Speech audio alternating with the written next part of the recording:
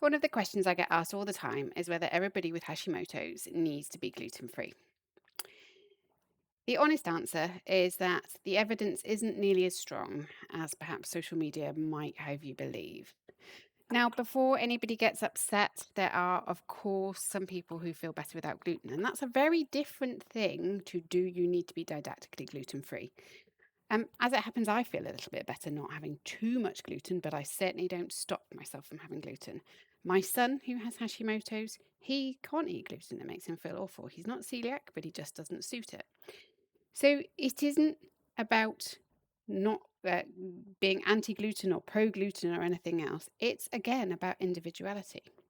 So there are patients who feel that their bloating's better, their digestion's better, their energy improves, and they genuinely feel better. That's fine.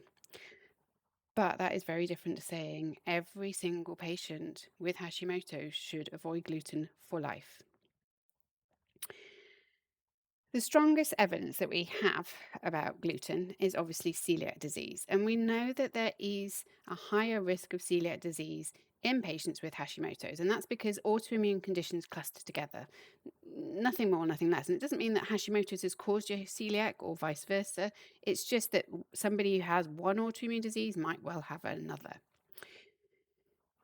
So it's always worth testing for celiac if you have Hashimoto's. Now, the irony of that is that if you then go gluten free because you think you might have celiac, then you can't then test for celiac because you need to have eaten gluten for at least 6 to 8 weeks before you have the test.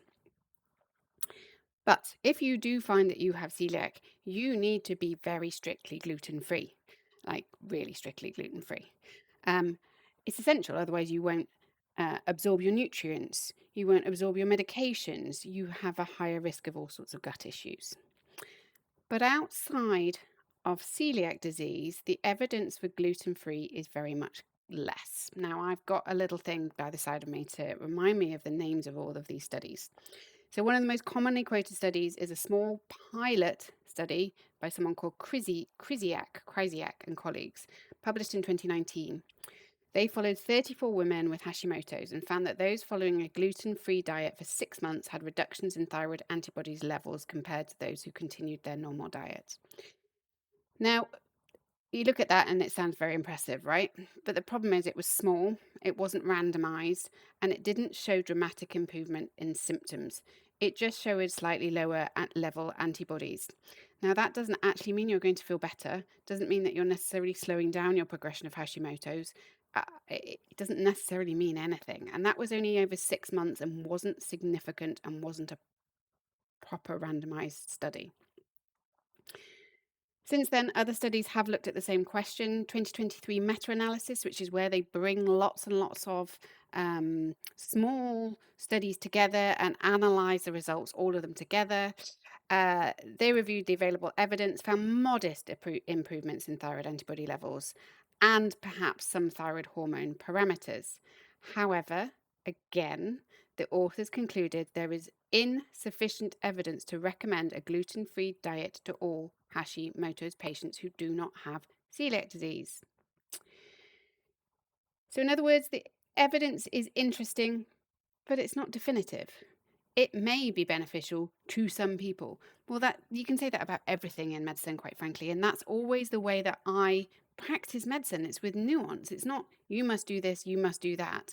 It's try it. It might work for you for 6 months. If it doesn't, brilliant. I did it for 6 months. I did it for 9 months, actually, being gluten free. My antibodies went up by the end of it. So I would have completely skewed all of their results. So, why am I telling you all of this? Partly because I have so many patients who come to me who've been gluten free, dairy free for 20 years and they're like fed up. They're not living a life. They haven't had bread and cheese, which is quite frankly one of the world's most nice food that there is. They haven't had that for 20 years and they're still going, but I still feel awful. That's because it's not the right thing. Generally, underneath most of the thyroid problems is a thyroid hormone problem, not your diet, not your lifestyle. Again, going back to root cause analysis, not because you've caused it, because actually what you need is proper thyroid hormone replacement. And how you get that is based on you. And we will work together with that. If you come to me and tell me you feel better being gluten free, brilliant. I'm not going to stop you. I'm not going to tell you you must eat gluten, but equally, I'm not going to tell you that you mustn't. So, as always in medicine, it's about balance, biology, evidence, individuals. No one approach for everybody.